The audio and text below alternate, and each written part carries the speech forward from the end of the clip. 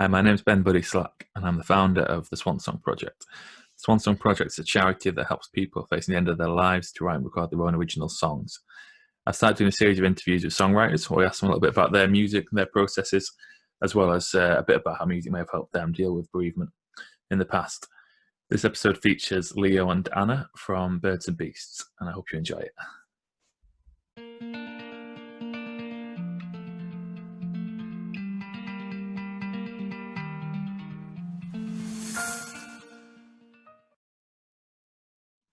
Okay, today I'm here with Leo and Anna from Birds and Beasts. Thanks for joining us, guys. These songwriter interviews I break them into three sections. We have first, I guess they're going to play a song for us. We're going to have a little chat about how they wrote it. Section 2, they're going to share with us a songwriting tip that might be useful for new songwriters. And then section 3, they're going to share with us some songs that have helped them deal with or think about end of life and bereavement in different ways. So I'm going to pass you over to Leo and Anna. We're going to introduce a song for us and then take it away whenever you're ready, guys. I'll put you on the big screen. This song that we're going to play for you is a song called Time Stands Still. I think we'll play it and then we'll tell you a bit about it afterwards.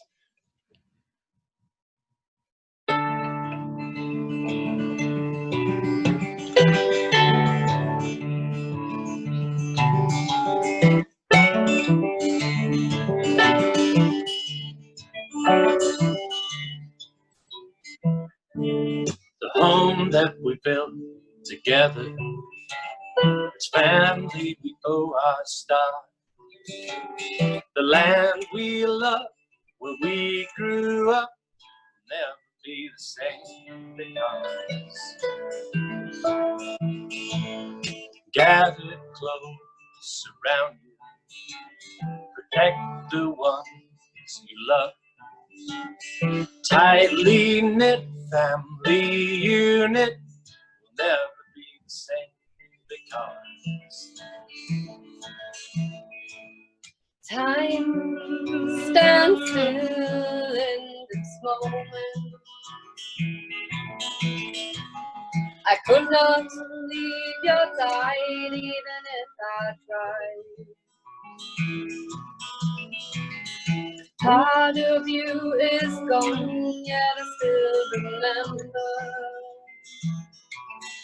You will always be there when I close my eyes. take time to remember. We will stand as your honor, God. Life has got better because of all that you've done for us.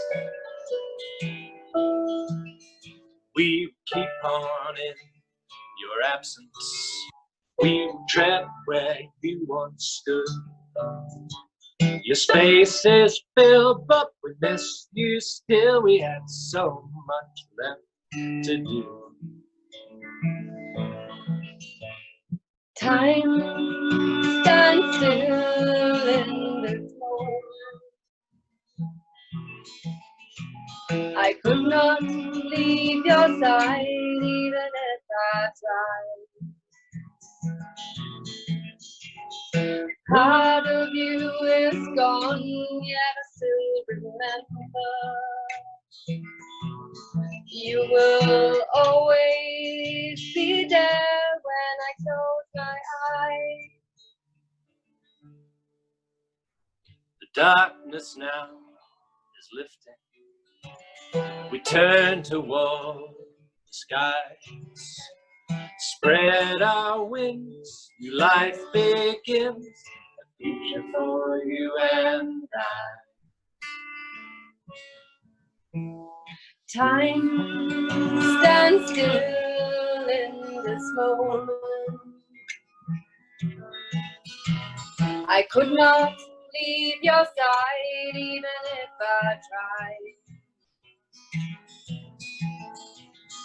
Part of you is gone, yet I still remember. You will always be there when I close my eyes. Always be there when I close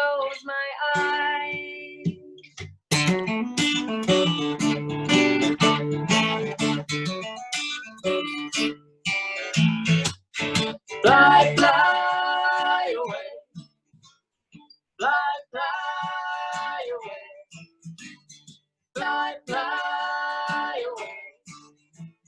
Fly, fly away. Woo! Thank you.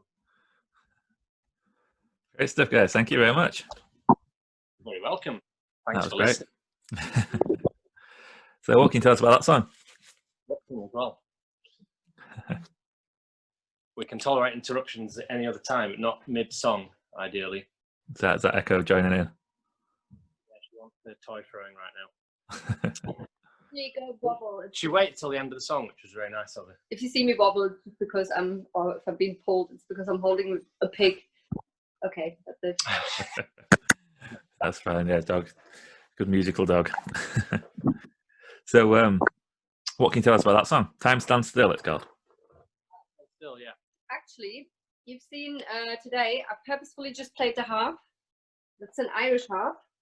We purchased that in Dublin in May 2018 when you and us, Slot, we actually were in Ireland at the same time. So I think it's also one of the reasons why we've chosen the song today, because it kind of reminded me that we like followed your journey and we're just like, ooh, but Benskone's nice and you had your kettlebell and everything.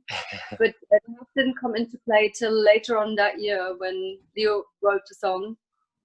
There was a specific occasion that inspired it. Yeah, I mean, we had a few different songs we could have chosen from because our songs are all sort of related to the circle of life, you know, all aspects of it. So we had a few that, you know, might have related more to end of life, and we chose that one. I don't know. It was requested last night at our gig and we didn't get to play it, online gig, so we thought we'd do it today. And, also, one of I think what also happened is at the time at Leo's school there was a lady called Michelle and she unfortunately passed away. So the song was pretty much inspired by that as well, because it was just like showing how close-knit the family of colleagues are. And it's the same, like you can relate that between the animal kingdom and the human kingdom, is there such a thing, between, you know, the animal world and humans as well. We have like all feelings of grief, and it was a very sad time because it happened very close to Christmas as well.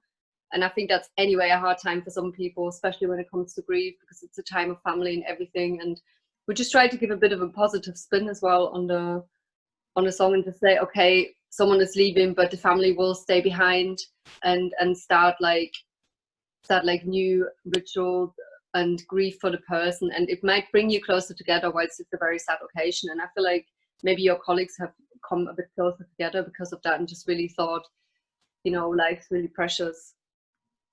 Yeah. That's yeah. all. Wow. Yeah. Yeah.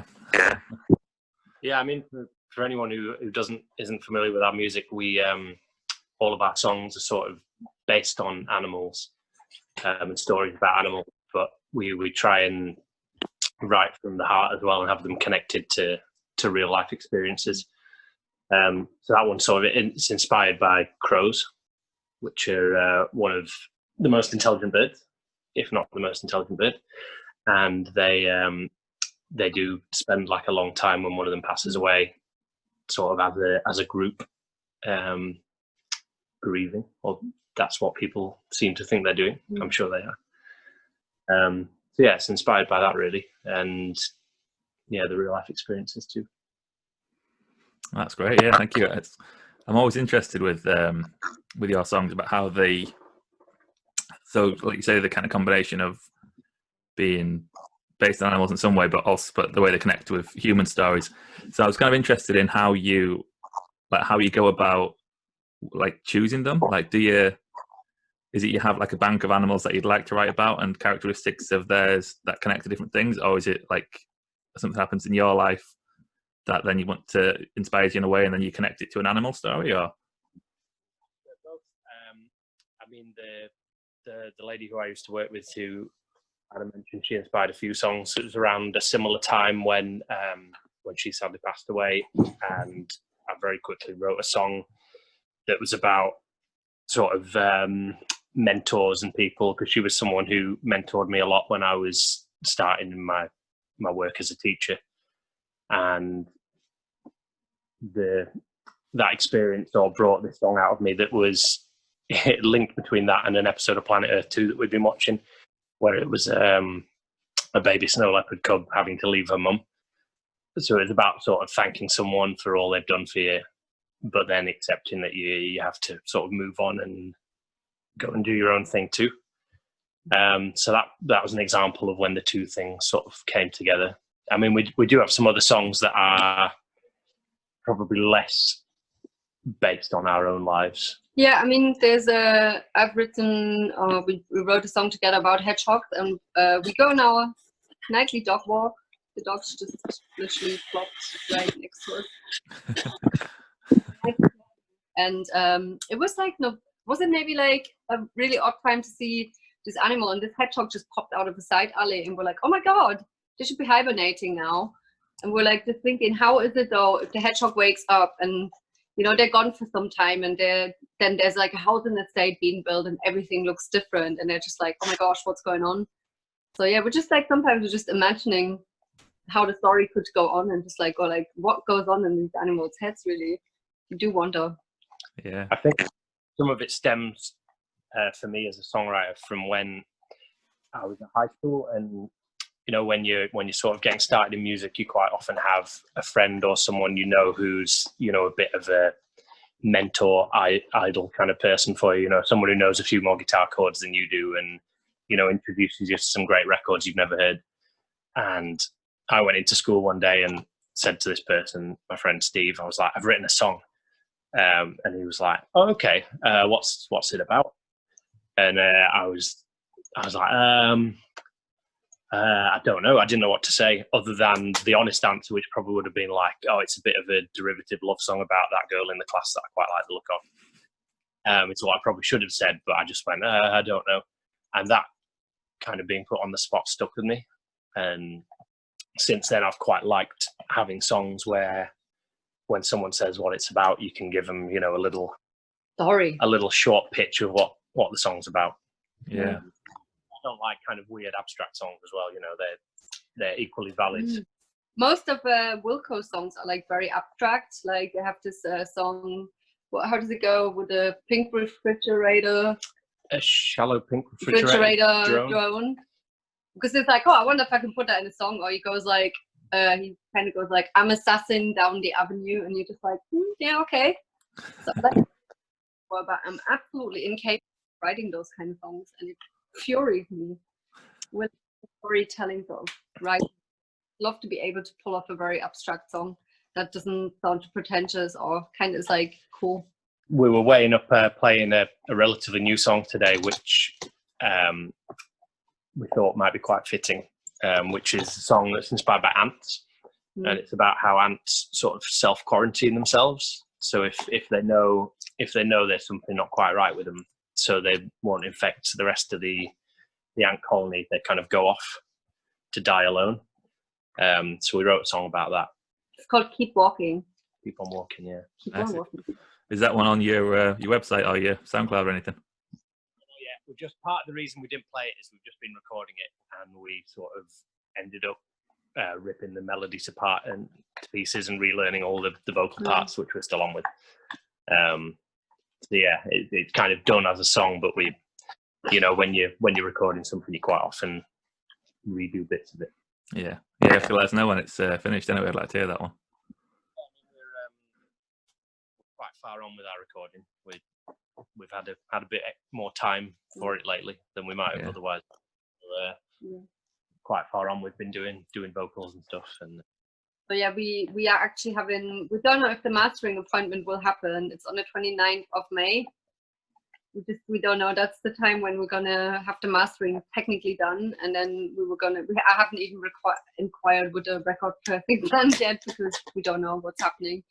But at least it's gonna be ready, and we're gonna release, I think, a new single in end of May, beginning of June. That's like a very long though.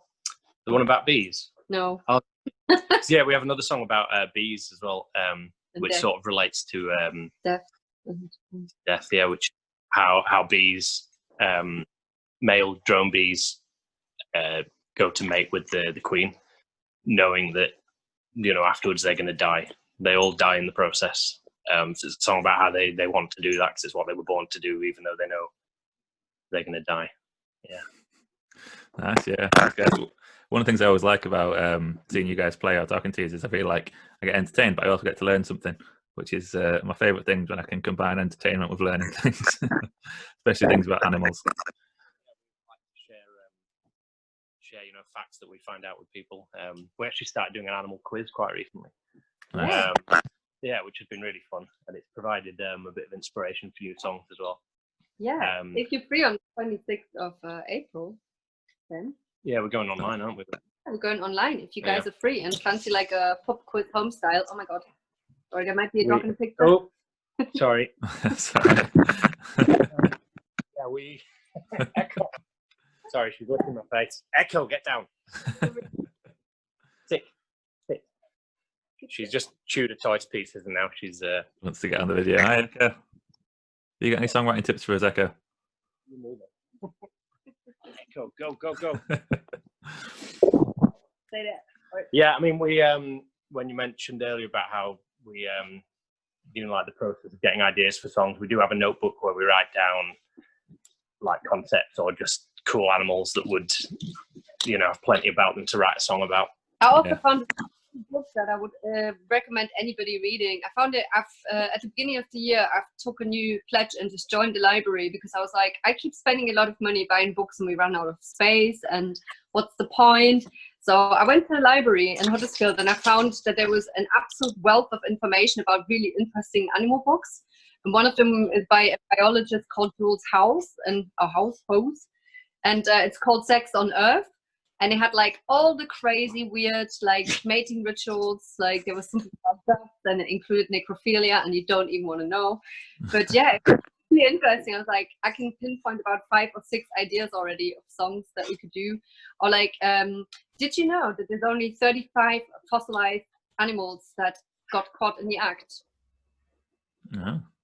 35 worldwide for now. See, I found that surprisingly a lot. The chances of being fossilized are quite minuscule anyway, but for 35, presumed to have 35 couples rather than... Yeah, not like single animals. Otherwise, it'd be one odd number, isn't it? So there'd be one left out. Yeah, let's not go there. Yeah. Good stuff. Cool. Right. Well, let's move into section 2, guys. So this is where I ask people to share with us a songwriting tip that might be useful to new songwriters. So, what would your tip be for newcoming songwriters? Top tip that Leo gave me when I first started, because I've always written like poetry and stories and stuff. But one thing that really helped me was like to make like a, what do you call it? Story. Oh, a story mountain. A story mountain. So you kind of like almost draw and you go like, where does it start? Where does it want to go? And where does it end? And you write like certain points in the song, and that's been really helpful. Because sometimes I think it's quite easy to just start writing and then be like, oh my god, there's like a gobbledygook of things. How do I do them? So that's been a really good tip for me. I think that shows some of the teacher training I've done. That's what they get Key Stage 1 kids to do for their stories, plan them. Like the problem resolution, tension and release, that kind of thing. And also writing down, like, make like a brainstorm. Like if you go like, and I find it really easy to, rather than be really descriptive, to go with feelings, like how does it feel? And then just like write a few words down, like what, like with a hedgehog song, for example, I was like, oh, I imagine it to be a very cold night, it's frosty, and then just write like loads of feelings associated with that picture in your head down, and then maybe use some, I think for us that works particularly well because, we might start a song and be like, okay, this song's going to be about an anglerfish living in the deepest, darkest ocean. And straight away you can, write down a load of words that might be useful in writing that song. And then when the flow stops coming, you can go back to that and be like, oh, I've not got this word in yet. It's a good word. Yeah, I think my biggest tip would be, like archive everything that you do and make sure you always have like a notebook around. I think a lot of people do that anyway, but make sure you've got one by your bed, you've got one in your car. A lot of people use their phones these days. You record all like little musical ideas you have and never waste anything, because it's really good to like when you've been doing it a while to look back on stuff, just to see how the journey you've been on? We found some stuff that we recorded about 4 years ago, and we were like, oh my god, imagine all the changes we've done to this song.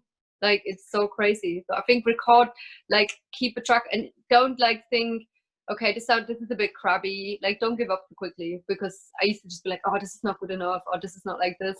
Just keep it and maybe revisit it in like a month, a year, 5 years, or maybe never. But if you keep stuff, you can dip into a wealth of ideas when you get stuck, I think. And when you get stuck, sometimes just walk away for a little bit, take some distance, like, don't get frustrated. Leo's really good at that. Leo keeps just going and going and going and going. And then sometimes he's Don't like, know when okay, to stop sometimes. yeah, I'm like more of a walker awayer and take some distance. It's been interesting for me because I've been writing songs by myself for years and doing Bird and Beast with Anna.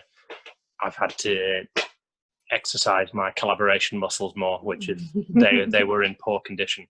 Yeah, but have a really funny system of like, Leo will like put all these words and I'll be like, take that out, take that out, take that out, take that out. Like, I'm like the short, like I'm making the shorting. I'm like the that's another good tip, yeah, like editing. Like editing. Does that word really need to be there? Does it add value? If it doesn't, because it's really easy to put a lot of and the and I, and so sometimes it's good to take, because with singing, I think with songwriting, it's okay to like not be, I'm not saying be grammatically completely incorrect, but sort of take some words out, makes it a bit more interesting. Yeah, that kind of like economy of stuff can be quite powerful sometimes when you take out the unnecessary stuff that you don't need. Yeah. I have gone to the store. You could just be like, gone to the store, you know. Yeah. Yeah, makes perfect sense. Yeah, thanks, guys. And I think we've got quite a few good tips out of that. Value for time. Wilco and Jeff Tweedy, who we've mentioned already, and we're going to mention again when we come to the other song. But he brought out an autobiography recently, which is like an amazing read. Oh yeah, if you even if you don't love Wilco, that is a very inspiring read for songwriting, I think, because he's so positive about it. Like, he doesn't talk an awful lot about like the ins and outs of Wilco. I've read other biographies, so I was like, oh, but like, I really recommend reading his book. It's really good. It's really interesting read for songwriting. It's called Let's Go So We Can Get Back. Let's Go So We Can Get Back. Cool. Yeah, I'll look at that. I've not heard of that one. But yeah, that leads us nicely into the third section. So this is where I ask my guests to share with us a song that's meaningful to them in some way relating to bereavement. So I've given Leo and Anna a song choice each. And what we do for this part, so I can't play the songs during the video, so I'll put the links in the description. I think we can do them both. So if you both want to introduce your song choice, then yeah, if people are listening to the video, you want to pause it and go and listen to the links below, then we can just kind of follow on one at a time with your why you chose them. So what did you choose for us? I'm going to go first.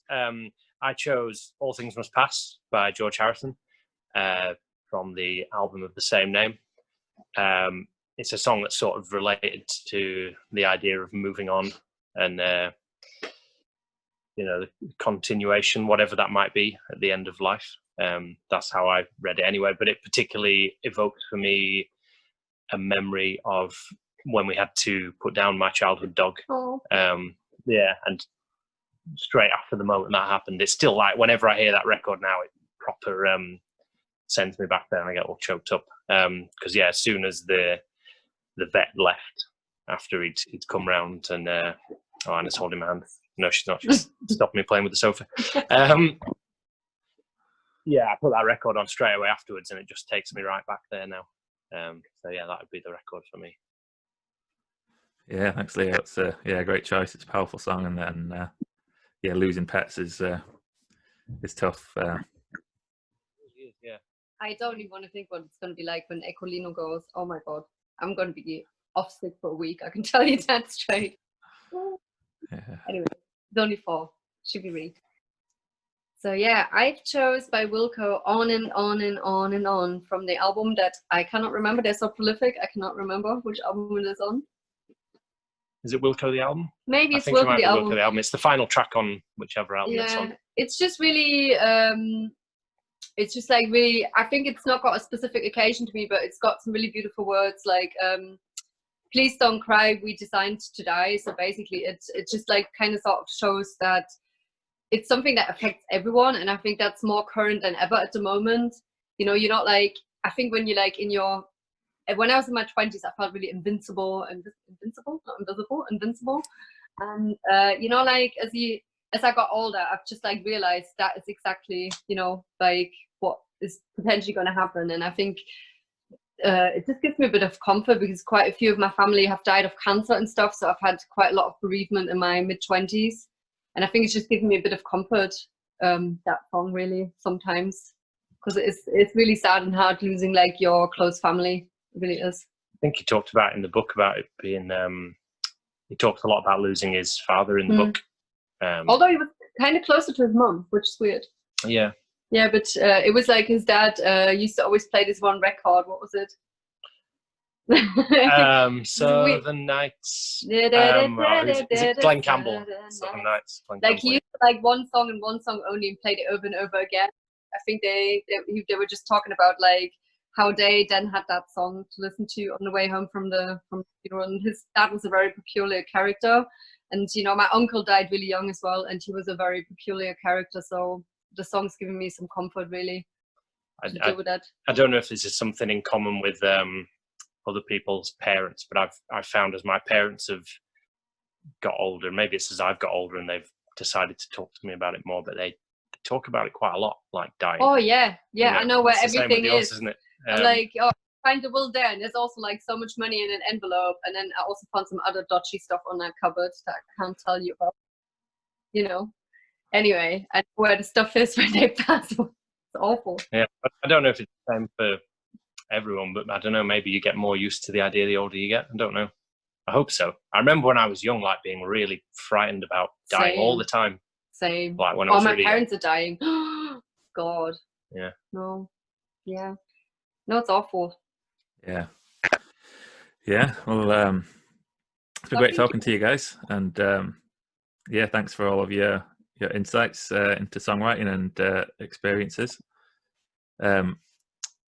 Yeah, amazing work you do. I think it really chokes me up sometimes seeing the songs. I'm like, I'm not crying. It's just really cool to see your work actually all the time. I think you give a lot of people a lot of hope and comfort. Oh, thank you very much. Thank you. And yeah, thank you for contributing to it. I'm still kind of enjoying them at this time to get some other people's insights into, well, hopefully will help people as well. So thank you for being a part of it. I'll put all the links to use in the descriptions, and people can go and check out your other songs. And thanks everyone for tuning in. We'll be back soon with another episode. Thanks very much, guys. See you soon. Bye. Bye.